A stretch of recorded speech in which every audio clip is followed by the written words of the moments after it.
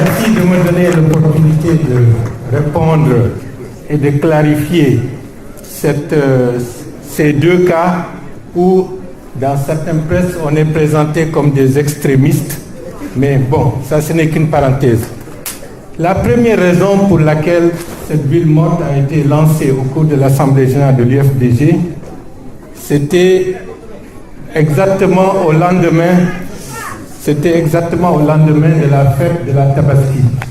Les femmes de l'UFDG avaient organisé une grande manifestation au Palais du Peuple un vendredi soir. Au retour, des doubards du RPG du côté de Bonfi se sont attaqués à ces dames, ont arrêté des motos et plusieurs personnes ont été blessées.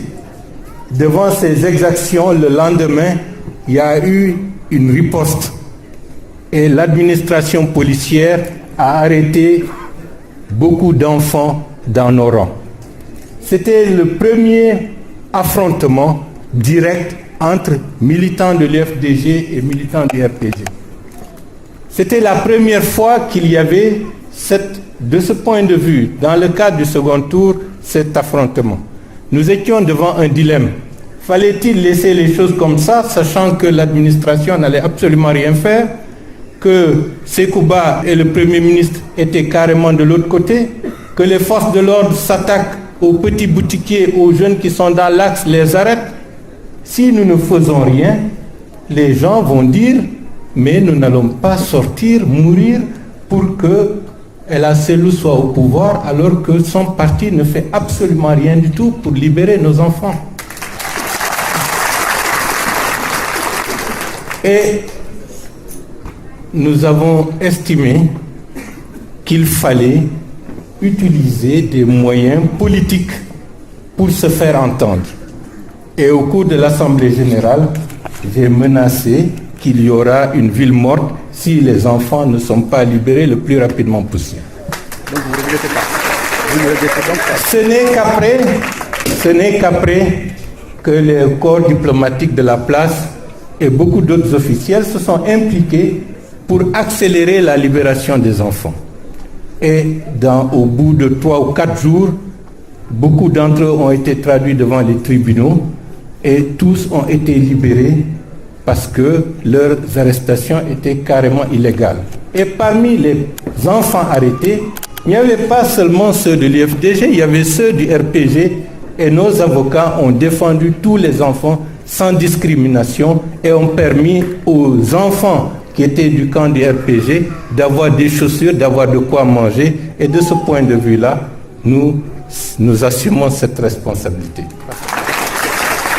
Mais comme on est dans un pays où il n'y a pas de débat, qu'est-ce que les gens ont dit? Que si vous lancez une ville morte, vous allez affamer les sous-sous.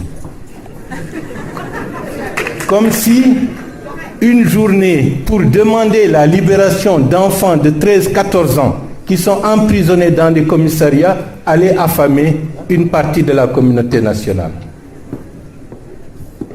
L'Alliance Cellou Dalein président, au cours des délibérations, par la suite, avait reçu des assurances que les autorités allaient faire le nécessaire pour libérer la plupart des enfants, ce qui a amené un communiqué signé par M. Sidya Touré pour dire qu'on suspend l'appel à la ville morte parce que nous avons reçu des assurances que les enfants vont être libérés et que le processus électoral va reprendre de la manière la plus rapide. Et par la suite, il y a eu la visite de El Asselou et de M. Alpha Condé à Ouagadougou pour renouer le fil du dialogue pour ne pas que le processus sombre dans la violence. Ça, c'était la première fois. La deuxième fois, c'était la question de Luceni Camara. Pendant un mois, de manière unilatérale, ils ont fait un coup de force pour prendre la tête de la CENI. Tout a été fait. Monsieur El Asselou vous a dit tout à l'heure que par différents contacts, il n'avait plus d'interlocuteurs. Allions-nous rester les bras croisés, attendre encore le bon vouloir des autorités et ne pas utiliser ce que nous pouvons faire, puisque nous avons le soutien populaire, de demander à la population de s'impliquer pour rectifier le tir et faire en sorte que les autorités de la transition assument leurs responsabilités. Et là aussi, on a fait l'Assemblée générale Et on a dit, si l'Ousseni reste au-delà du mardi, les activités économiques vont être bloquées. Ils ont traduit ça que j'ai dit que les Peuls vont fermer les boutiques pour encore que les Soussous n'aient pas à manger. Et heureusement, ceci a permis, avec bien entendu d'autres médiations souterraines internationales, à ce que M. L'Ousseni Camara soit démis de ses fonctions. Faut-il regretter que dans un pays de non-droit, où c'est l'arbitraire, que ceux qui sont éternellement victimes acceptent à tout moment d'accepter de se faire égorger. En politique, notre responsabilité, c'est d'assumer la protection des nôtres et d'assumer certaines responsabilités, même si elles sont dures. La première fois, c'était pour faire libérer des enfants. La deuxième fois, c'était pour restaurer une certaine équité au niveau de la CENI. Mais malheureusement, malgré tout cela, ça n'a pas suffi parce que la CENI et la Cour suprême ont fait le reste. Je vous remercie.